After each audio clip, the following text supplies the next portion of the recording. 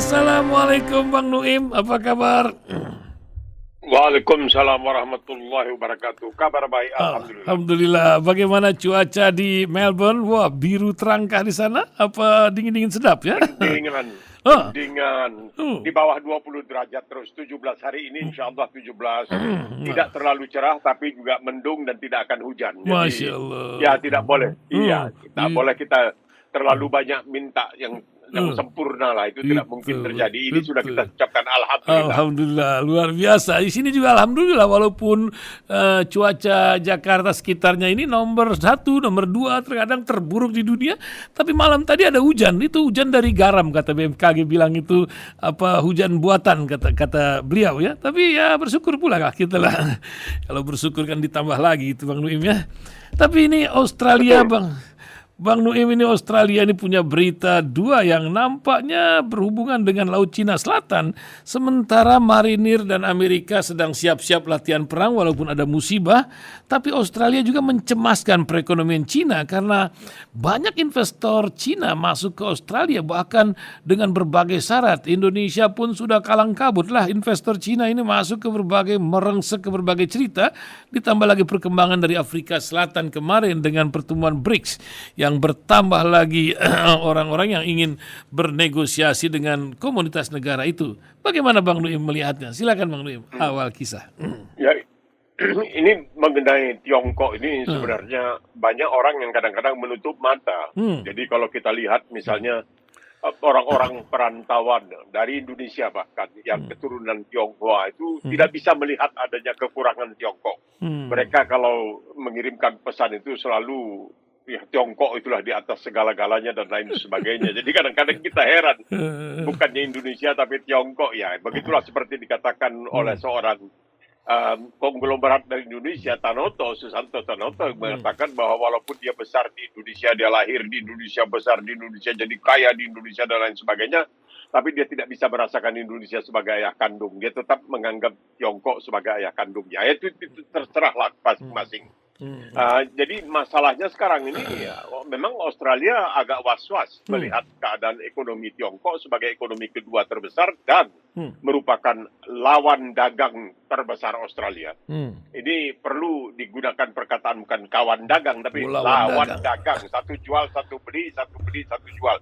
Itu lawan dagang. Karena keadaan kalau kita melihat pengangguran di Tiongkok itu, terutama di kalangan anak-anak berusia atau pemuda berusia antara 14-24 itu tinggi sekali.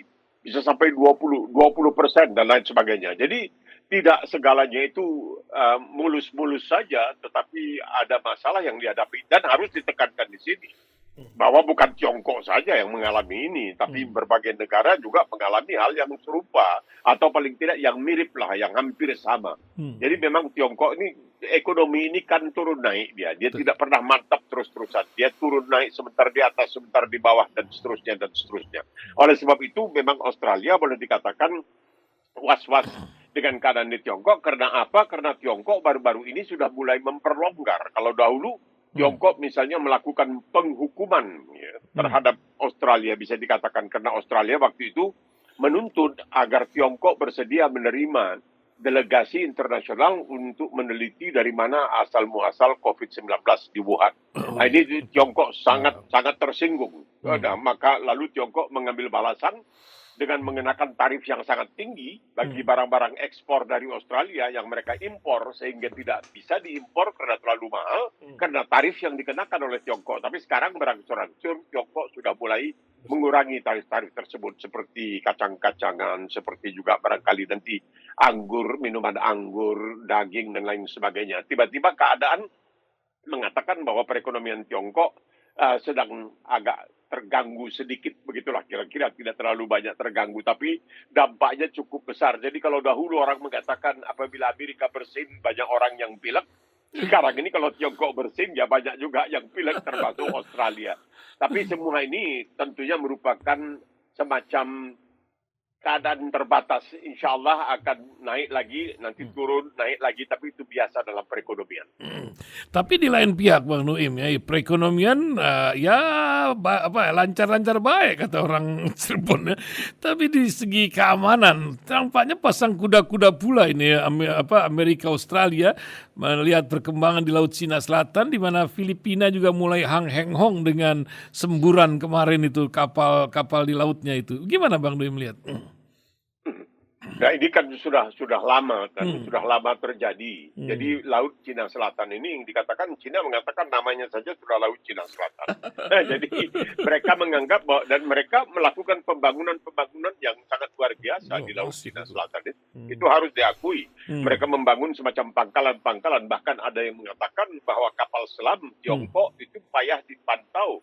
Payah dilacak dari antariksa karena mereka ada kandang-kandangnya di Laut Cina Selatan itu dibuat oleh Tiongkok memang sangat luar biasa. Bahkan ada satu kajian yang mengatakan bahwa kapal selam buatan Amerika bertenaga nuklir itu bunyinya tidak sehalus seperti kapal selam buatan Tiongkok bertenaga diesel. Nah, ini kan sangat luar biasa. Jadi menunjukkan bahwa kemajuan Tiongkok. Cuma biar bagaimanapun kita bisa melihat segala kekuatan bersenjata itu karena tidak pernah dicoba, kita tidak tahu bagaimana ampuhnya kekuatan tersebut. Kita melihat kekuatan senjata Amerika. Kita melihat bagaimana keadaan di Irak yang jadi kacau balau, bagaimana keadaan di Vietnam, bagaimana keadaan di Afghanistan, dan lain sebagainya. Ini menunjukkan, dan Tiongkok belum, dia pernah coba-coba dengan Vietnam, tapi nampaknya dia akhirnya tarik diri, dia mundur kembali, tidak berani langsung masuk. Jadi, adanya senjata itu orang dikatakan dalam bahasa Inggris bukan senapangnya, tetapi siapa di belakang senapang itu. Nah, ini yang penting. Apakah Tiongkok mampu dengan segala gegap gempita peralatan peperangan yang dimilikinya? Kita melihat Rusia yang begitu hebat gagal mendaratkan satelitnya di kutub selatan bulan. India bisa mendaratkan. Jadi ini semuanya menunjukkan ketidakpastian dari semua itu. Kalau tidak diuji di lapangan yang sesungguhnya seperti sekarang yang terjadi dengan Rusia, kita lihat waktu itu Rusia mengatakan seminggu, 2 minggu selesai nih Ukraina. Ini sudah hampir 2 tahun. Jadi semua itu sebenarnya masih merupakan di awang-awang, belum terbukti. Memang Filipina semula yang ingin mendekati Tiongkok, sekarang mulai di bawah presiden yang baru, mulai merasa wah ini bahaya karena kapal mereka misalnya yang disembur dengan semprotan air dan lain sebagainya. Ya, yang kan semua orang mengatakan Tiongkok akan masuk ke Taiwan, tapi sampai sekarang tidak terjadi. Alhamdulillah. Alhamdulillah. Tidak terjadi dan resikonya mungkin sudah dihitung melihat bagaimana Rusia diboykot oleh berbagai negara, perekonomian pula akan ujung-ujungnya kan duit juga, bukan begitu, Bang Nuim ya? Iya, dan lihat juga bagaimana Rusia kan kewalahan. Sekarang dia marah-marah. Moskow diserang dengan drone. Ada drone yang masuk ke Moskow. Mereka marah-marah. Wah, ini dia boleh menyerang orang, tapi dia tidak boleh diserang oleh orang. Nah, ini tidak boleh. Kita kalau mau mencela orang, kita mesti bersedia untuk dicela juga. Jadi kata orang, kamu tidak bisa memaafkan pada diri kamu apa yang kamu kutuk pada orang lain. Tidak bisa. Ini harus menjadi pelajaran yang sangat luar biasa. Ini udah telanjur ngomong Rusia, Bang Nuim. Ini masalah Prigozhin ini yang Rabu kemarin nampaknya satu timnya itu meledak pesawatnya di Rusia. Apa yang Bang Nuim lihat? Apakah ini akan Wagner ini, pasukan bayaran ini akan ditanggung oleh di bawah Putin langsung, atau ada cerita lain dari tentang Hang Heng Hong, 2 orang bersahabat yang sedang berseturu ini? Bagaimana Bang Nuim? Iya. Ini bukan hanya Prigozhin ya, tetapi juga Utkin. Sebenarnya yang membentuk itu Utkin. Kemudian dikembangkan oleh Prigozhin. Dan mereka banyak misalnya mereka itu berkiprah di Suriah, di Libya, jadi di Sudan sekarang mereka sudah masuk. Pokoknya di Afrika itu mereka masuk.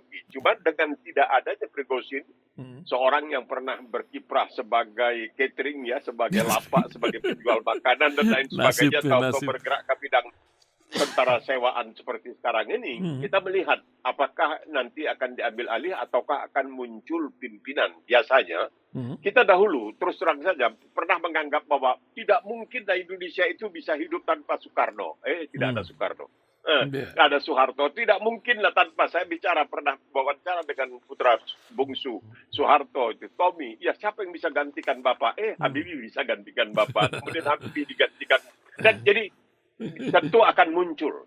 Tentu akan muncul. Memang barangkali Putin agak ngiler melihat tentara sewaan Wagner ini yang di pasukan tidak resmi Wagner ini, tetapi mungkin akan muncul dari dalam batang tubuh Wagner sendiri seorang pemimpin. Sebab banyak yang masih meragukan apakah pengujian DNA yang dilakukan terhadap sisa-sisa mayat dari ke-10 orang yang tewas dalam kecelakaan pesawat itu, apakah benar itu Prigozhin dan Utkin, ataukah itu hanya Utkin bukan Prigozhin, bahwa Prigozhin tak berada di mana. Kan dia ini misterius, dia pernah hilang ke Belarus, kemudian kembali, ada yang mengatakan dia sudah ke Polandia dan lain sebagainya. Dan ini pesawat ini apakah jatuh ataukah ditembak ataukah ada ledakan? Nah, ini semuanya menjadi pertanyaan yang sangat luar biasa. Ini menarik sekali. Jadi misterinya ini menarik kalau nanti sampai betul-betul bisa terungkap misteri ini. Wih, luar biasa. Akan ada sebuah film nantinya, biasanya Hollywood langsung bikin ini tentu untuk kepentingan Amerika ya. Bang Nuim, kita balik ke dalam negeri nih Bang Nuim. Saya pernah pergi ke Belanda bertemu orang, kenapa Anda nggak kerja? Kata mereka itu, saya pernah mencuri di supermarket. Saya sekarang sudah tidak bisa kerja di seluruh Eropa. Kata. Saya nggak tahu kalau di Australia, tapi di Indonesia rekor itu ada. Tapi kok ini bisa menjadi anggota DPR, DPD, bahkan tidak sedikit 59 calon legislatif terdaftar mantan terpidana. Apa yang Bang Nuim lihat dari fenomena ini, Bang Nuim? Ya, kalau mau lihat positifnya bisa. Oh, apa Bang? Orang Inggris suka bilang, kamu kerahkan maling untuk nangkap maling. Kamu kerahkan maling untuk nangkap maling. Nah, karena maling itu dia mengerti cara maling bekerja, maka lebih mudah bagi dia. Nah, mungkin kalau mereka ini nanti jadi terpilih, karena di Australia ada ketentuan. Kalau seseorang itu telah pernah dihukum lebih dari sekian, itu tidak bisa lagi dia menjadi. Tapi kan itu ditentukan oleh undang-undang, ada undang-undang dasarnya, undang-undang nomor 44 kalau saya tidak salah. Ya, ditentukan. Tapi ini semua tergantung kepada rakyat yang memilih, bukan ditetapkan oleh partai. Kan itu karena tiap calon anggota DPR atau Senat di Australia ini itu ditentukan oleh dapilnya. Oleh dapil daerah pemilihannya, bukan oleh pusat, tidak. Ditentukan oleh rakyat setempat, karena yang diwakilinya nanti adalah kepentingan rakyat setempat itu, bukan mewakili kepentingan partai melulu. Makanya dia di tiap-tiap dapil itu pernah saya tunjukkan kepada seorang dari Indonesia yang datang ingin tahu, ini kantornya. Nah, ini berarti perempuan ini sebagai seorang anggota DPR Australia, dia mewakili masyarakat di dapil ini, di mana dia berkantor. Sehingga masyarakat yang punya masalah datang ke kantornya untuk melaporkan masalahnya. Nanti anak buah dari anggota DPR itu akan berusaha menghubungi birokrasi. Ini ada anggota dapil kami begini-begini. Itu biasanya urusan bisa lebih cepat jadinya. Jadi yang menjadi anggota itu, mereka itu membela masyarakat yang mereka adili. Yang menentukan itu adalah masyarakat yang memilih mereka. Jadi kita lihat orang seperti Clive Palmer, ini salah seorang terkaya di Australia, luar biasa, badannya juga tambutnya luar biasa, masya Allah, tabarakallah. Dan dia punya uang, dia habiskan entah berapa juta dolar sudah. Tidak juga ada yang bisa hanya satu terpilih dari begitu banyak uang yang dia habiskan. Karena rakyatnya juga sudah melihat, kita melihat itu bekas Menteri Koordinator Ekonomi dan Keuangan dalam Partai Liberal di daerah Melbourne ini dikalahkan oleh seorang perempuan yang dikatakan mandiri dengan bantuan organisasi-organisasi dan lain. Mereka bisa mempengaruhi masyarakat setempat untuk tidak memilih lagi orang yang pernah menjadi penanggung jawab perekonomian dan keuangan Australia dalam partai liberal sebelumnya. Jadi beda dengan yang terjadi kalau kita lihat di Indonesia. Dan mereka berkantor dan mereka berangkat ke Canberra. Kalau dalam sidang parlemen, mereka berangkat ke Canberra, mereka sewa apartemen atau flat atau apa, dan kongsi-kongsi, dan semua nanti balik lagi ke dapilnya. Langsung begitu selesai, kembali ke dapilnya. Untuk bisa mengurus rakyat yang telah memilih dia. Nah, ini dengan adanya 59 orang mantan narapidana ini, apakah nanti rakyat bisa memilah-milah? Oh, saya tidak mau memilih dia ini karena dia pernah korupsi. Nah, tapi kalau saya bilang mau lihat positifnya, ya orang yang korupsi itu pernah, dia lebih tahu tentang orang korupsi lainnya. Asal jangan dia bersekongkol pula kembali dengan mengatakan, dahulu aku melakukan korupsi dengan cara yang kalah, ini cara yang barangkali bisa benar. Nah, ini yang celaka. Tapi karena masalahnya begini, banyak sekali suara-suara yang telah meragukan KPU sendiri, Komisi Pemilihan Umum. Banyak yang meragukan Bawaslu dan lain sebagainya.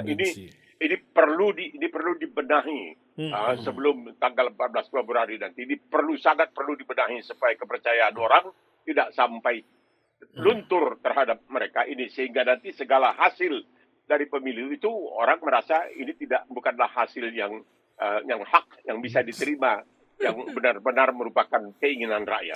Masya Allah, saya jadi ingat luntur nih, ditanggung tidak luntur, luntur tidak ditanggung. Ya. Tapi Bang Nuim, apa kabar ini? Pemilihan juga masuk merengsek ke lembaga pendidikan, kampus dan lain-lain, kecuali rumah ibadah, khususnya masjid mungkin ya. Ada apa di balik ini semua? Ini kan akan mempengaruhi perpecahan bangsa lagi di kalangan para pemilih yang cukup besar di kalangan remaja ini. Silakan Bang Nuim. Nah, masalahnya kan tidak dibolehkan di sana di sini, tapi kita melihat tidak berlaku katanya untuk semua pihak. Ada pihak-pihak yang bisa, tapi ada pihak-pihak yang dibatasi. Nah, ini tidak adil. Jadi ini tidak adil. Ini yang penting. Keadilan itu merupakan, kalau dikatakan di zamannya Orde Baru itu selalu dikatakan jurdil. Jujur dan adil. Jujur dan adil. Harusnya adil dan jujur. Ya terserah lah. Pokoknya dua-duanya bagus, jurdil lah. Ini yang penting. Kalau berlaku untuk si A, mesti berlaku untuk si B, berlaku untuk si C. Ini apakah tidak? Nah, kalau sekiranya dikatakan, misalnya tidak boleh di tempat-tempat ibadah, bagaimana? Tempat-tempat ibadah itulah diatur bahwa manusia itu harus hidupnya baik, hidupnya jujur, hidupnya baik, dan lain sebagainya. Maka di situ yang paling penting, misalnya kemudian nanti ada yang mengatakan, oke, di sebuah tempat ibadah dikatakan, kamu jangan pilih si Polan sudah punya cacat karena dia pernah dihukum dan lain sebagainya. Karena apa? Karena dalam ajaran agama itu kan yang dipentingkan itu adalah kejujuran, keadilan, seseorang yang ikhlas dan lain sebagainya. Ini masalah yang pelik sebenarnya. Kenapa di sini tidak boleh, di sana boleh? Kenapa si Anu boleh di sini, si Polan tidak boleh? Ini masalah yang barangkali masih perlu dibereskan di Indonesia supaya ini menjadi terang dan orang tidak lagi ragu. Ini masalahnya. Jadi seperti di Amerika itu dijelaskan begini. Katanya di dalam rumah ibadah itu tidak boleh ada arahan harus memilih siapa dan lain sebagainya. Nah, pada suatu kali katanya seorang presiden yang telah berdinas selama 4 tahun mengajukan dirinya kembali. Kan di Amerika itu hanya boleh 2 periode. Ya, hanya 2 periode. 4 tahun. Nah, menjelang, jadi di sana kan orang ke gereja hari Minggu. Biasanya pemungutan suara hari Selasa. Setiap hari Selasa pertama bulan November. Nah, ini pendeta ini yang rupanya pro kepada presiden yang disebutkan petahana, kalau sekarang ini kita sebutkan petahana, dia mengatakan kepada jemaatnya, jangan lupa nanti pada hari Selasa ada pemilihan kembali ya. Nah, dia tidak melanggar hukum, dia mengingatkan orang agar ada pemilihan. Tapi dia pakai kata kembali. Ada pemilihan kembali artinya supaya bisa. Jadi macam-macam cara yang bisa digunakan, siasat yang digunakan untuk bisa memberikan pesan-pesan politik seperti itu. Ya, luar biasa memang. Ya, macam cara-cara membuat patung. Masih ingat zaman Orde Lama itu kan patung di sana besar-besar sekali, bagaimana orang susah tapi dengan patung tambah gagah. Sekarang juga ada fenomena nih Bang Nuim, orang-orang di Bandung lagi uring-uringan patung di sana sini, wabil khusus patung Bung Karno. Apa yang Bang Nuim lihat, fenomena apa di tengah hang-hengong yang terjadi sekarang ini? Gimana Bang Nuim? Saya teringat ada seorang cendekiawan Romawi bernama Cato, kalau tidak salah, bernama Cato. Dia itu pernah mengatakan, dan ini ucapannya luar biasa.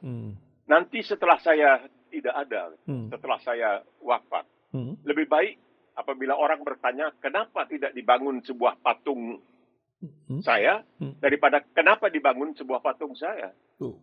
Nah, jadi patung itu kita lihat apa yang terjadi di Irak.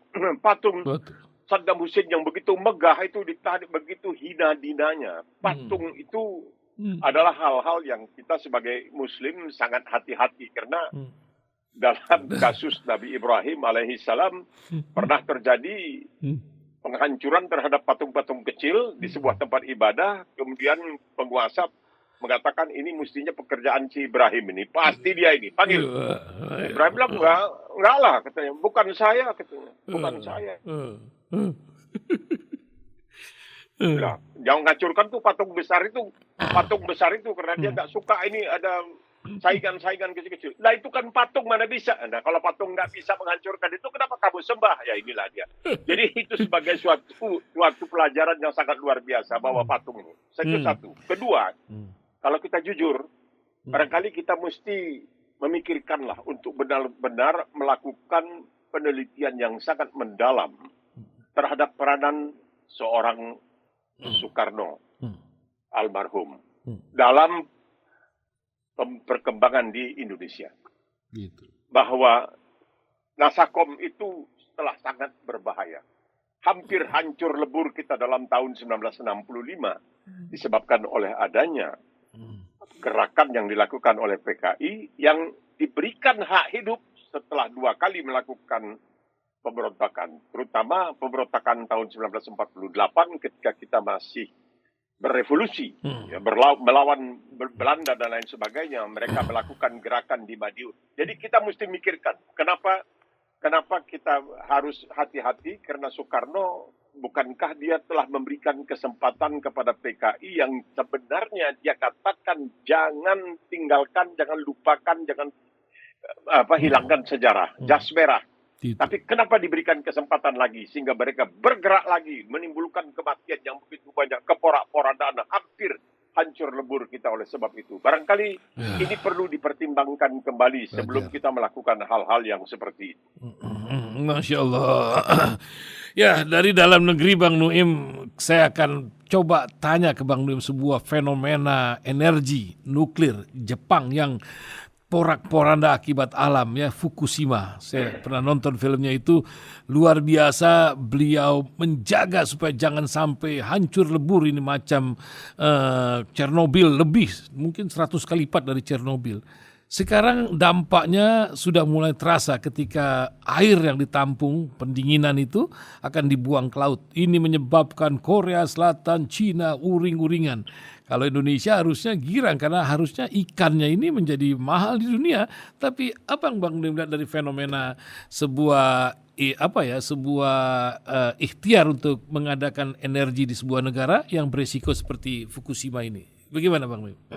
Ya itu dia, memang nuklir ini kita lihat Chernobyl sampai sekarang boleh dikatakan tidak ada penduduknya. Betul. Karena nuklir ini adalah suatu sarana, suatu tenaga yang sangat luar biasa yang bisa membantu, tetapi juga apabila terjadi kesalahan bisa sangat mematikan. Nah, apa yang dilakukan oleh Jepang? Jepang meyakinkan bahwa ini air yang akan dibuang ini yang jumlahnya entah berapa puluh kali kolam renang, isi kolam renang. Sebagian besar masih ada di Fukushima, Tapi orang-orang seperti dari Korea dan Jepang tidak begitu, dari Korea dan tempat-tempat lain tidak begitu teryakinkan. Cina dan lain sebagainya, mereka bahkan akan memboikot makanan-makanan laut dari Jepang dan lain sebagainya. Nah, kita lihat, biar bagaimanapun laut ini punya daya tahan yang terbatas. Dengan adanya plastik yang terjadi sekarang ini, kita melihat begitu dahsyatnya polusi yang terjadi terhadap laut. Ditambah dengan apa yang dilakukan oleh Jepang, bisakah dipertanggungjawabkan? Karena kita perlu waktu untuk mengetahui apakah air yang telah diamankan, kata Jepang, itu memang bisa. Karena para nelayan Jepang sendiri memprotes. Mereka mengatakan bukan saja ini nanti mengganggu penangkapan, tapi mereka juga akan kesulitan untuk menjual penangkapannya ke luar negeri. Jadi inilah salah satu akibat dari barangkali bisa dikatakan kecerobohan, atau barangkali memang alam mengatakan, nah, kamu mampu membuat semua ini. Datangnya suatu tsunami, terjadinya tsunami, hancur lebur sebuah itu yang harganya miliaran dolar, hancur lebur dengan mudah seperti itu. Kita menarik pelajaran dari semua ini. Insya Allah air yang dibuang atau dicampur baurkan oleh Jepang ke laut itu tidak sampai menimbulkan berbagai macam bahaya. Karena kita melihat bagaimana polusi yang terjadi di perairan kita sendiri pun, di sungai-sungai kita. Sebelum saya sebelum saya meninggalkan Medan untuk merantau, untuk bekerja di BBC dan lain sebagainya, tahun 64, itu kami masih bisa minum air sungai Gelitik. Diminum, tidak bisa dimasak, tidak bisa diminum, bisa diminum. Kembali tahun 67 tidak bisa. Kenapa? Wah, sudah kemajuan. Banyak orang punya motor dan orang cuci motor di pinggir sungai dan lain sebagainya. Itu minyaknya masuk dan ini menunjukkan bahwa ya itu dia dikatakan kita tidak menjaga, kita menimbulkan, kata Al-Quran, kamu menimbulkan kerusakan di bumi dan di laut atau di air. Inilah masalahnya sekarang. Ya, luar biasa. Ya, kita lihat saja ini hari-hari ini dikucurkan sikit-sikit walaupun tidak langsung ya, makan waktu gitu. Bang Nuim, banyak masyarakat kita ini sekarang lagi bingung. Tapi banyak ulama mengingatkan bahwa dalam hidup ini, apalagi Bang Nuim yang sudah kalau tidak salah 85 tahun ini, insya Allah Bang Nuim ya. Insya Allah. Dan apa yang Bang Nuim lihat dari kekuatan sebuah doa Bang Nuim? Karena ada doa yang sekarang lagi banyak orang baca ini tuh, macam selawat asgil gitu dan lain-lain. Tentu juga buat para keluarga, para pribadi yang mempunyai masalah. Kalau Bang Nuim dalam pengalaman hidup, bagaimana kekuatan doa ini bisa menjadi sebuah kenyataan gitu? Silakan Bang Nuim. Bukan, itu kenyataannya kita kadang-kadang tidak mengetahui. Tapi yang benar itu memberikan kepada kita rasa positif. Karena Islam itu la tayasu min rauhillah. Jangan kamu kehilangan kehilangan kepercayaan kepada apa yang bisa dilakukan Allah Subhanahu wa taala kepada kita. Karena hidup ini kita harus senantiasa tawadhu. Rendah hati bukan rendah diri ya. Tidak boleh. Kamu tidak tahu kamu orang tinggi karena kamu percaya kamu menjadi orang yang mukmin dan lain sebagainya. Ini ada contoh. Rasulullah SAW itu mengatakan jangan sombong. Mutakabbirin itu tidak suka. Allah tidak suka orang-orang yang takabur sekali. Tidak. Jadi ini selalu dibayangkan hadis dari Rasulullah yang mengatakan kamu harus tawadhu, kamu harus rendah hati, tapi bukan rendah diri. Jadi tidak menganggap diri kamu luar biasa dan sebagai dewa kamu, tidak. Jadi diceritakan begini. Pada suatu kali seorang yang sangat berpendidikan akan menyeberangi Selat Bosphorus. Itu di Turki. Jadi ketika dia naik sampan, dia tanya yang mengayuh sampan, apa pengetahuan kamu tentang ilmu bumi? Oh, saya nggak tahu gitu. Wah, katanya, sepertiga dari hidup kamu itu sudah sia-sia, katanya. Sudah terboroskan, dibuang. Apa pengetahuan kamu dengan matematika? Wah, saya juga nggak tahu. Wah, 2/3 dari hidup kamu itu sudah sia-sia, hilang semua. Dia, kau pernah belajar sejarah nggak? Wah, nggak tahu sejarah itu, katanya. Nah, ini hidup kamu ini seluruhnya sudah sia-sia. Seluruhnya sudah kamu hilangkan hidup kamu karena kamu tidak tahu sejarah. Nah, si tukang sampan kemudian bertanya, Bapak bisa berenang, Pak? Oh enggak, ini angin kencang, Pak. Nah, kalau terjadi sesuatu, Bapak akan hilang ini semua. Semua pengetahuan itu hilang. Seluruh hidup Bapak itu hilang. Nah, ini yang dikatakan di dalam hadis itu supaya kita tawadhu. Yang juga dikatakan oleh banyak orang. Lebih banyak orang-orang pintar belajar dari orang-orang bodoh daripada orang-orang bodoh belajar dari orang pintar. Nah, ini cara satu-satunya. Bapak nggak bisa berenang nggak, Bu? Semua ilmu Bapak itu ilmu bumi, sejarah, matematika nggak ada gunanya, Pak. Nah, itulah. Jadi itu sama dengan yang dikatakan Rasulullah SAW mengatakan kita harus tawadhu. Karena lebih banyaknya seperti dikatakan oleh seorang cendekiawan, orang bodoh, orang pintar belajar dari orang bodoh daripada orang bodoh belajar dari orang pintar. Masya Allah, luar biasa pagi hari ini. Terima kasih Bang Nuim Hayat, sebuah kata dari Bang Nuim untuk pendengar Radio Silaturahim. Hari ini yang dengar streaming ada 4.000-an ini, banyak kali nih kalau hari Senin ini.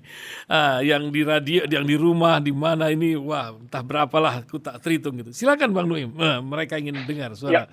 Silakan Bang. Yang penting, paling penting adalah untuk tidak pernah kehilangan kepercayaan, keyakinan akan bantuan dari Allah Subhanahu wa taala kepada kita kalau kita memang melakukan yang hak, kita melakukan yang benar. Kadang-kadang kita melakukan yang salah, tapi kita manusia dan Allah Subhanahu wa taala itu Maha Pemaaf, Maha Pengampun dan lain sebagainya. Makanya selalu kita memintakan kepada Allah Subhanahu wa taala. Ini yang disebutkan doa pemungkas ya, pemungkas masal. Rabbana atina fid dunya hasanatan wa fil akhirati hasanatan wa qina azabannar. Ini sudah yang dua di dunia dan di akhirat, tapi tidak bisa hanya dengan doa. Harus ada dengan ikhtiar. Yang dikatakan oleh Rasulullah kepada seseorang yang datang menghampiri beliau naik unta, turun dari unta, tidak mengikat untanya, langsung menghampiri Rasulullah. Rasulullah mengatakan, "Fulan, unta kamu belum diikat." Nanti dia, "Oh, saya tawakal." Tidak. Ikat dulu baru tawakal. Ikhtiar baru tawakal. Itu ajaran Islam. Jadi dua, ya, ada dua, bukan satu. Masya Allah, Masya Allah, Masya Allah. Terima kasih Bang Nuaim Hayat atas segala pencerahannya di hari Senin ini yang makin cerah saja. Mudah-mudahan Allah memberikan kesehatan dan keberkahan dan menambah manfaat untuk umat di muka bumi. Assalamualaikum Amin. warahmatullahi Amin. wabarakatuh. Waalaikumsalam.